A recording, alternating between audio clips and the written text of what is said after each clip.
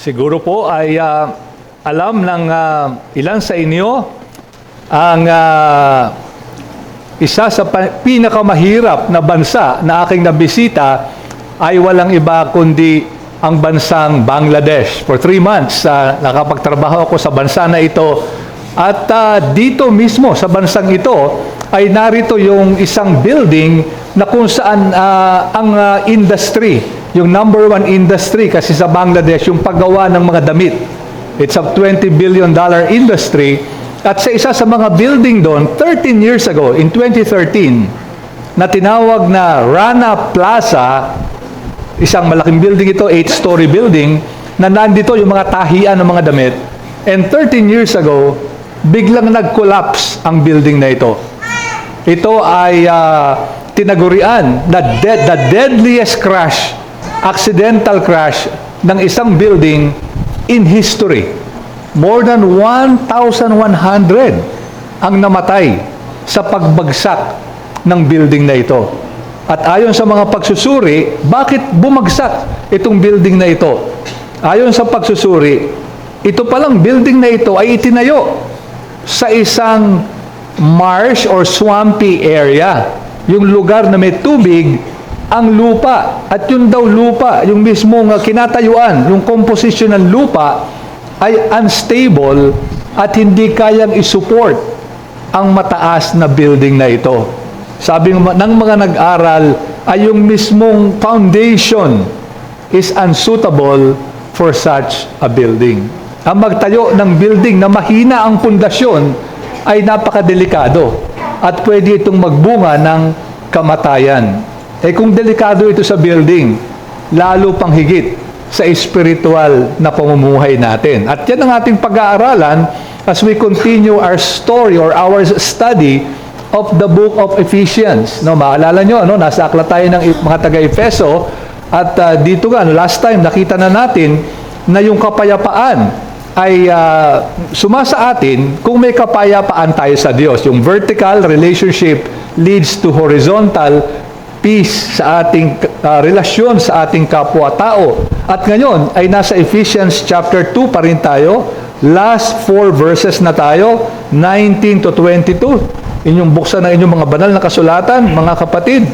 Tingnan natin ang bahaging ito ng banal na kasulatan. At pakinggan niyo ako sa aking pagbasa ng verses 19 to 22, Ephesians chapter 2. Kaya nga, hindi na kayo mga dayuhan at banyaga, kundi kayo'y mga kapwa mamamayan ng mga banal at mga kaanib sa sambahayan ng Diyos na itinayo sa saligang inilagay ng mga apostol at ng mga propeta na si Kristo Jesus ang batong panulok.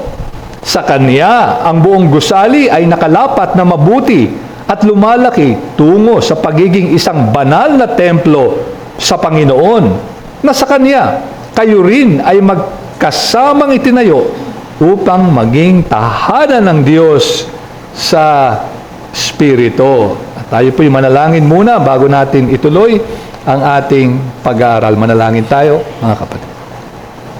Our dear Heavenly Father, tunay nga, salamat sa pagpapaalala na ang tunay na pundasyon ng iglesia, ang panulok, ay walang iba kundi ang aming Panginoong Jesus. At nawa, sa oras na ito, ipaalala niyo sa amin ang dakilang katotohanan ito, sapagkat ito po'y aming mga kahilingan sa pangalan po lamang ng aming Panginoong Jesus. Amen.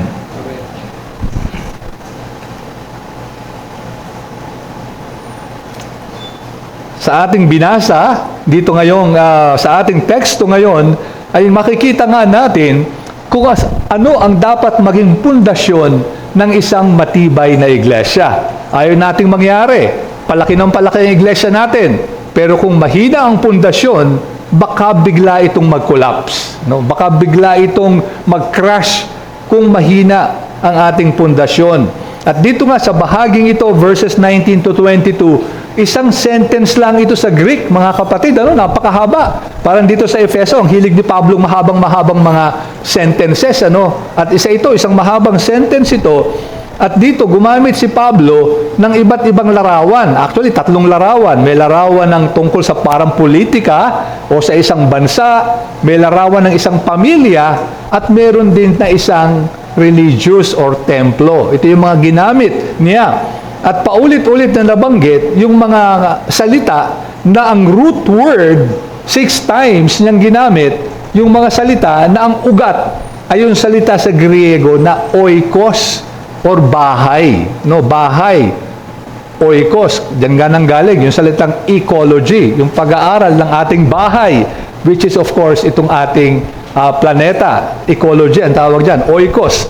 At dito rin sa bahaging ito ng banal na kasulatan, 3 times na binanggit ni Pablo yung in whom or in the Lord. In other words, yung unity, pagkakaisa kay Kristo. Kaya dyan natin makikita kung ano yung mga gusto niyang i-emphasize dito sa bahaging ito ng banal na kasulatan.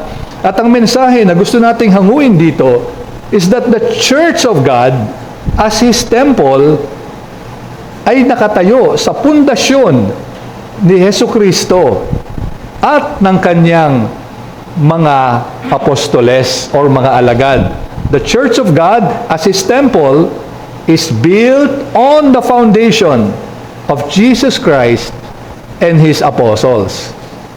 Una sa lahat, tingnan natin dito ang katangian ng Iglesia ng Diyos. Bago natin tingnan yung pundasyon, dalawang bagay ang titingnan natin. Unahin natin, ano yung sinabi tungkol sa ano ba yung nature, yung kalikasan, o ano ba yung larawan na ginamit sa Iglesia. 3 yan. Una sa lahat, verse 19, inihambing ito sa isang bansa o bayan. O masasabi na din natin, nakaharian. Although yung kaharian ng Panginoon, medyo iba rin ang ibig sabihin, medyo malawak din konsepto. Pero parang isang bansa. Verse 19, so then, you are no longer strangers. Ito yung mga hintil. Again, yung dynamics between Gentile and Jews. No, yan ay umiiral dito at sa maraming sulat. Ganon din sa Book of Acts, napag-aralan na natin yan. Sa pangangaral ni Brother Joe, yung tension na yan, andito rin. But you, sabi ni Pablo, ay hindi na strangers. Sinoy. Yung salitang ginamit, dyan ang galing yung sinophobic. Yung may takot sa mga foreigner, no, sa mga hindi niya kalahi. Sinophobic. Dito galing yun. Sinoy. Someone who is from another tribe, another country. No longer strangers, kayong mga hintil, and aliens. Medyo halos kapareho. Pero yung alien, ang ibig sabihin, ay parang manlalakbay. No, manlalakbay. Dumadaan lang, naglalakbay, no, sa isang lugar. O in short, foreigner din. No? Foreigner din. Hindi rin likas na mamamayan. Dati. Pero ngayon, ano na kayo? Sabi ni Pablo, before, strangers and aliens, but ngayon, you are fellow citizens. Ano? Ayan, kayo mamamayan na. Yan ang unang larawan.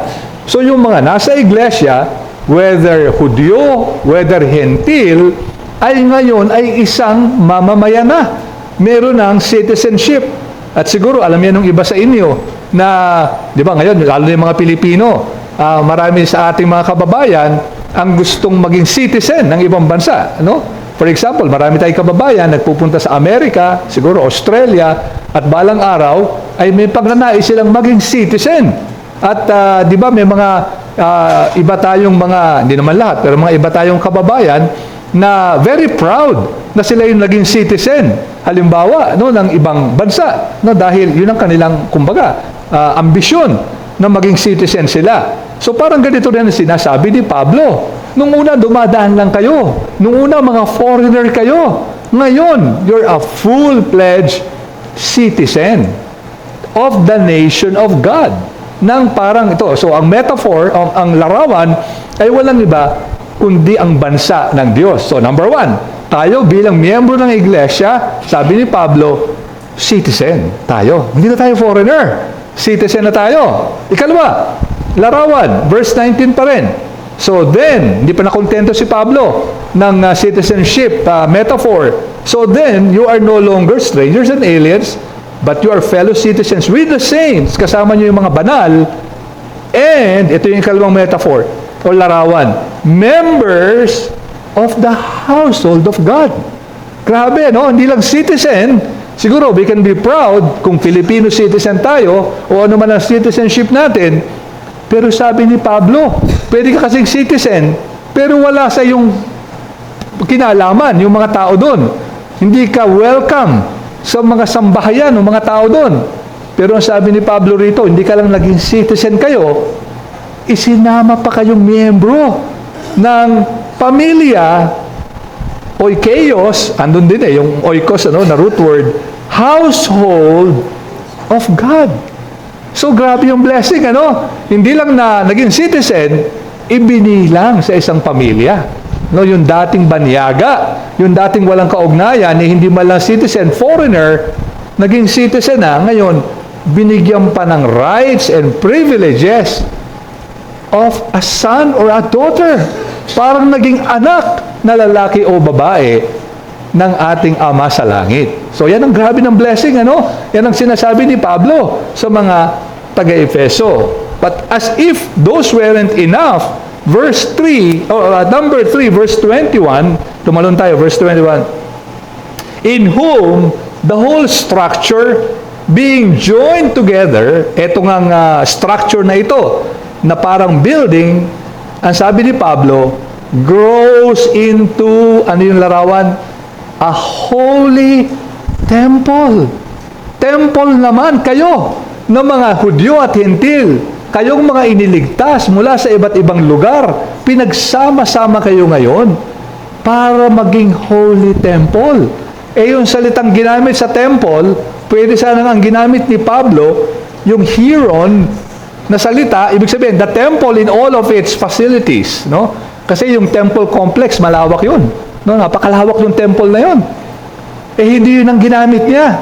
Alam niyo, ang ginamit niya salita, yung salitang naos, yung inner shrine of the temple.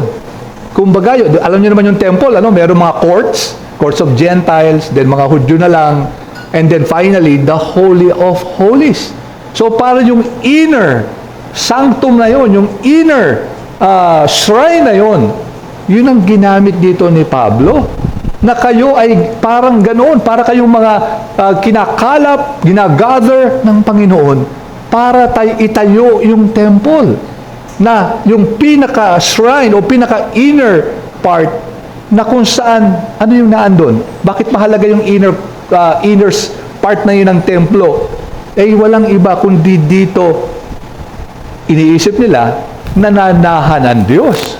Kaya yung verse 22, tuloy natin, in Him, that is in Christ, you also are being built together into a dwelling place for God. So dati, citizenship lang ng bansa, malapit, malalim, naging kapamilya. Pero ngayon, hindi lang kapamilya. Mismong ang Diyos ang nananahan sa inyo. Kayo na yung templo ng Diyos by His Spirit. So, grabing privileges ito, Parang, kumbaga, parang pinakikita ni Pablo, what a blessing ninyong mga taga-Efeso. Ito kayo. Hindi lang basta citizen, member pa ng pamilya ng Diyos. Hindi lang basta miyembro ng pamilya. Kasama nyo at nananahan sa inyo ang Diyos. What a blessing. And so tayo rin, ngayon, bilang mga mananampalataya, we share those blessings with the Ephesians. Pareho natin sineshare ito. And so bilang application, let's be thankful, mga kapatid, kung bahagi tayo ng iglesia ng Diyos. Let's be thankful. Napakalaking privilege nito na tayo ay makabilang sa iglesia ng Diyos. Sadly, the world looks down on the church of God. Karamihan, marami sa mundo ang mababa ang pagtingin. Aminin natin yan. Halimbawa, yung paborito namin, ng mga maliliit pa kami, na mga manganganta, I'm sure familiar kayo, doon sa grupong The Beatles. Alam niyo pa ba yung mga bata, Gen Z, kilala niyo pa ba yun? The Beatles, Sikat na sikat yun nung kami ay bata pa. At yung isa sa pinaka-sikat, apat sila, yung pinaka-sikat nila sa kanila, dalawa yun, si Paul McCartney, yung isa si John Lennon. At itong si John Lennon, minsan in interview. At alam niyo, sabi ni John Lennon sa interview na ito, Christianity will go. Mawawala ang Kristyanismo. Ganun ang tingin niya. It will vanish and shrink. No? Dahan-dahan daw mawawala. Makukuluntoy, maluluoy. At mawawala daw ang Christianity. Sabi pa niya, I'm right and I will be proved right. Ako'y tama. Ito sinabi niya, by the way, no 1960s or early 70s, or late 60s. Niya sinabi ito. Sabi pa niya, ito yung naging parang napaka-controversial niyang mga sinabi, we're more popular than Jesus now. Yan, kumalat yan, ano? We're more popular. Mas sikat pa kami kay Jesus. I don't know which will go first. Sabi niya, rock and roll or Christianity. Hindi ko alam kung sinong mauna na mawawala. Rock and roll ba o Christianity? Sabi niya, Jesus was all right, but His disciples were thick and ordinary. Okay lang si Jesus, pero yung mga disipulo niya, parang gano'n, malabo. Pero yun nga yung sinabi niya, we are more popular than Jesus now. No? Pero mababa ang tingin sa iglesia. Okay si Jesus, pero yung mga tagasunod ni Jesus, malabo yan. No? Yan ang tingin ng marami sa mundo. Hindi naman lahat, pero marami. But based on the letter of the Apostle Paul, we know better. We know better that the highest institution on earth na itinatag ng Diyos, walang iba kundi ang kanyang iglesia. Imagine, para tayong citizen ng pinaka mayamang bansa. No? Kumbaga, kung proud yung mga citizen ng Japan o citizen ng Australia o ng Amerika, tayo ang ating passport, heavenly citizenship. Hindi lang yan. Kung proud ka, halimbawa, na ang pangalan mo ay a certain family name na kilalang mayaman, halimbawa, kunwari, ang apelido mo, Rockefeller, o kaya, Ford, sa ating bansa, maraming mayaman, tayo kabilang tayo sa household of God. Tayo kabilang sa household of God. At hindi lang yan, we are the very dwelling place of God. Nakatiraan Diyos mismo dito sa ating kalagitnaan, sa ating mga puso. And so in response, sana ang hamon sa atin ay maging faithful tayo to the church of God. Sana makita natin yung kataasan ng iglesia ng Diyos. And therefore, maging matapat tayo kung tayo kasapi sa iglesia ng Panginoon. The church is precious in the eyes of God. Inihambing sa isang bansa, sa isang sambahayan, at sa templo mismo, the very dwelling place of God. It's purchased by the blood of the Son. And even if the world looks down on us, sana makita natin, mataas ang pagtingin. Precious in the sight of God ang iglesyang ito, sapagkat ito ay kaniyang iglesia. Pero baka may kausap tayo ngayon, mga kasama natin dito. How do you view the church of God? Tayo ba ay may mataas na pagtingin? Kagaya rin ang pagtingin ni Pablo dito sa sulat na ito. Nakikita ba natin ang church? Napakahalaga nito. No, sarap sana na makabilang nito. Pero kung hindi ganun ang pagtingin natin sa church, kung ang tingin natin sa church ay maliit lang yan, samahan lang yan ng mga mahilig sa religion, no? Parang lang yan, kani-kanyang trip yan o kagustuhan yan. Ako, mahilig sa sports, sila sa church.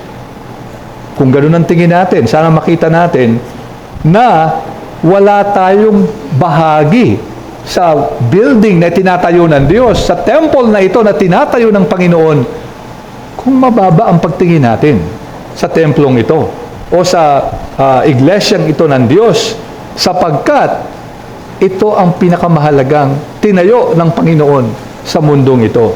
Sana makita natin, verse 21, na only in the Lord, kaya lang tayo pwedeng maging bahagi nito ng kanyang gawain, ng kanyang iglesia, kung nasa Panginoon tayo. Sana, mga kaibigan, mga mahal sa buhay, huwag kayong aalis ngayon nang hindi kayo napapa sa Panginoon. Pagsisihan nyo mga kasalanan nyo, makita nyo na ang talagang pag-asa nyo lang ay makabilang kayo sa kanyang iglesia by faith, by trusting in the Lord Jesus Christ. But then, ikalawa, tignan natin not only the nature of the church, but the foundation of the church. Saan ba ano ba yung pundasyon? Bakit ba nakakatiyak tayo na magpapatuloy ang church, na hindi ito basta guguho? Sabi dito sa ating teksto, at napakaganda kasi nung ginamit dyan ng mga salita sa verse 21, halimbawa yung join together, sa verse 22, build together, ang voice na ginamit ay passive. Ibig sabihin, hindi tayo ang gumagawa, passive voice, may active voice, tayo yung actor, tayo yung nag-a-act. May passive, yung we are acted upon. So ito, passive ang ginamit para ipakita na hindi tayo ang bida rito. Hindi tayo nag-a-act. We are being acted upon, in this case, by a higher power, God Himself. God Himself is the one acting. At ang sentro nito ay ang Panginoon at ang kanyang ginagawa sa iglesia. So, bakit tayo may confidence? Paano ba ito ginagawa ng Panginoon? Ano ba yung pundasyon? Verse 20, built, so this very church, this nation, this household, this temple is built, sabi ni Pablo, verse 20 tayo, mga kapatid, on the foundation. May foundation yan. Ang unang binanggit, apostles and prophets. Apostles and prophets. Alam natin, yung apostle, yung ipinadala, sent or commissioned, and primarily the 12, pero may mga iba pang napadagdag, kagaya ni Pablo, na kinukonsider na apostoles, and prophets. Prophets, mga mangangaral, yung mga binigyan ng Panginoon ng gift na makapangaral. At dito makikita natin sa Ephesians 3, tumalon tayo sa next chapter, verse 5. Ephesians 3, verse 5, the mystery of Christ thou, which, yung mystery of Christ, yung hiwaga tungkol sa Panginoon, which was not made known to the sons of men in other generations, nung panahon ng lumang tipan, hindi pa pinaalam sa kanila, as it has now been revealed. Pero ngayon ay ni-reveal na, kaya mystery, dati nakatago, ngayon na-reveal na, kanino? To His holy apostles and prophets by the Spirit. By the Spirit. So, yun na naging role nitong mga apostles and prophets na ito. Sa kanila ini-reveal ng banal na Espiritu ang turo tungkol sa ating Panginoong Jesus. Kaya sinasabi natin na we are founded on the apostolic teachings.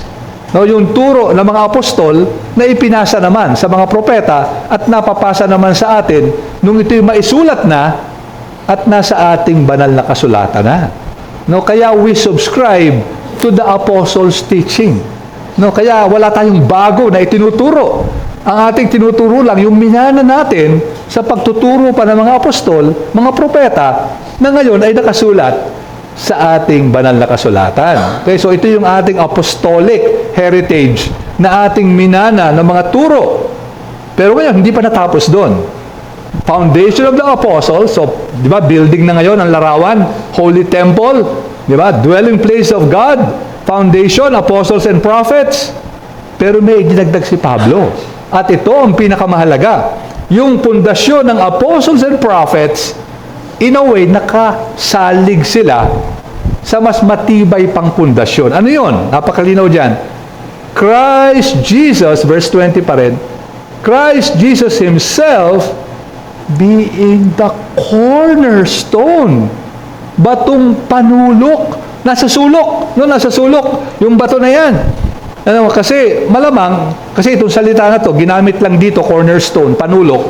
At saka sa 1 Peter 2, verse 6, na malamang daw ay hinango naman sa Isaiah 21, verse 16. Isaiah 21, verse 16, sabi doon, therefore, thus says the Lord God, behold, I am the one who has laid as a foundation in Zion a stone, a tested stone, a precious stone. Tatlong beses, A stone, a precious stone, a cornerstone. in Zion of a sure foundation. So meron doon nilagay na ang Diyos, isang bato. At hindi lang basta bato, precious. At hindi lang precious, ito yung panulok. Kasi malamang, ibig sabihin daw ng bato na ito, nung panahon nila, yung pinakamahalagang bato, yung nasa sulok nga panulok, na kung saan, ito raw, yung kumbaga, tumatanggap ng mabigat, yung load bearing, ay nakasalig doon, hindi lang yan, kundi yung bato daw na ito, ay dito sinusukat yung ibang mga bato para siguraduhin eskwalado. Again, I'm not an engineer. Maraming engineer dito. I'm sure you understand this better than me, na yun ang function ng bato na yun. Kaya dapat tamang-tama yun. Kasi pag sumala, sabi nga, tabingi yung yung susunod ng mga palapag ng building na ito. So, it's a position of honor, pwedeng gamitin as a position of honor, yung pinaka-cornerstone, pinaka-mahalaga, in a way, pinaka-honorable, but at the same time, yung lahat ng mga bato na matatayo ay mag-fit lang together kung nakasalig o nakabase dun sa bato na yon. Otherwise, tabi-tabingi yung mga susunod na bato na maitatayo. So, ang Panginoong Jesus mismo ang pundasyon. And so, bilang application sa atin, let's guard this body of faith delivered to us from the Lord Jesus Christ to the apostles, to the prophets, at ngayon ay ating minana na nasa ating banal na kasulatan. Ito na yung namana natin ngayon. Kaya, napakahalaga sa atin na tama yung ating tinuturo bilang isang iglesia. No, kasi nga maraming iglesia ngayon ang nagsasabi, huwag na natin masyadong pag-usapan yan, pastor, yung mga doktrinang ganyan. Dahil pag ganyan ang pinag-usapan natin, magkakahati-hati lang tayo. No, basta lahat tayo, Bible. Tama na yun. Now, ganun ba yung paniniwala natin? Hindi. Iniingatan natin yung mga turo kasi minana natin ito. Dito tayo nakasalig. Kasi wala na naman yung mga apostol, wala na yung mga propeta. Ano yung kinasasaligan natin? Hindi sila, personally, kundi yung mga itinuro nila. Na ngayon ay minana natin at dito nakasalig ang ating pananampalataya. Alam nyo, no, mga early, eksakto 100 years ago, dahan-dahang nagiging liberal yung teolohiya ng maraming mga seminaryo sa Amerika. At isa na dyan, yung nangyari sa Princeton University. No, tinayo yan para sana i-train yung mga ministers of God maging tapat sa pagtuturo ng Biblia. Pero dahan-dahang lumabnaw yung turo nila. And finally, in 1929, si J. Gresham Machen, na siguro familiar sa ilan sa inyo, ay iniwanan itong Princeton Theological Seminary at sila yung nagtayo ng Westminster Theological Seminary, na kilalang-kilala natin ngayon ng mga Reformed teaching ang kanilang pinanghahawakan. Nagtayo sila nito, no, na seminaryo ito. Pero ayon sa account na ito sa Table Talk magazine, ay umalis sila sa Princeton, hindi lang dahil sa liberal na mga teolohiya na dahan-dahan silang pumupunta ron, pero umalis daw si Machen, kasama na yung mga ibang faithful professors, sapagkat yung mga turo doon sa iglesyang yon ay parang nagiging indifferent sa mga doktrina. And in fact, ang title ng kanyang article na ito is Indifference to Doctrine. Indifference. Ano yung indifference? Yung parang sa tingin natin, wala nang kwenta ang doctrine. No? So, ayaw na magtalo-talo. Huwag natin pag-usapan yan. Hindi na mahalaga. So, yung attitude na yon, hindi yung doctrine itself, kasi pwedeng pagdebatihan, pagtalunan, at hopefully makakame up with some resolution. Kung sa tingin mo, hindi mahalaga yung doktrina, it's useless even to argue about it. Ba't ba tayo magtatalo? Hindi naman mahalaga. So sabi rito, kaya sila umalis, yung ganong attitude, sabi nga ni Machen sa kanyang isang sinulat, indifferentism. To be indifferent. Kumbaga, baliwala. To make light of. To say na walang kwenta yan. Huwag na natin pag-usapan. indifferentism, yung kanyang term na ginamit, about doctrine, sabi ni Machen, makes no heroes of the faith. Hindi tayo magiging bayani ng pananampalataya kung if we are indifferent. So, baliwala sa atin, huwag nang pag-usapan. Kaya sila umalis. So, remember, we are stewards of the doctrines passed on from Jesus to the apostles, to the prophets, and from one generation to another of believers. Pinapasa-pasa natin to. Kaya napakahalaga nung konektado tayo. For example, 1689. Apostles' Creed, even much, much older. Nicene Creed. So nakakonekta tayo dyan para ipakita natin na yung ating mga tinuturo ay ito'y pinasa throughout the course of history na napapasa atin ngayon. And finally, just last point here is realize, or last application, let's realize that the perseverance of the church is not based on us, but on the cornerstone of the church. Bakit tayo magpapatuloy? Kasi pag tinignan natin ang ating church, kahit na relatively malaki na nga tayo kumpara sa ibang Reformed churches, pag tinignan natin ang bawat isa, we realize, napakahina talaga ng iglesia on our own. No? Anything can happen.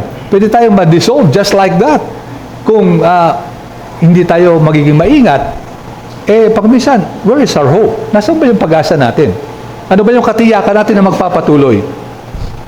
It is because Jesus, at itong very interesting, chapter 1, nakita natin, Jesus as the head of the church, pero chapter 2, Jesus as the foundation, the cornerstone of the church.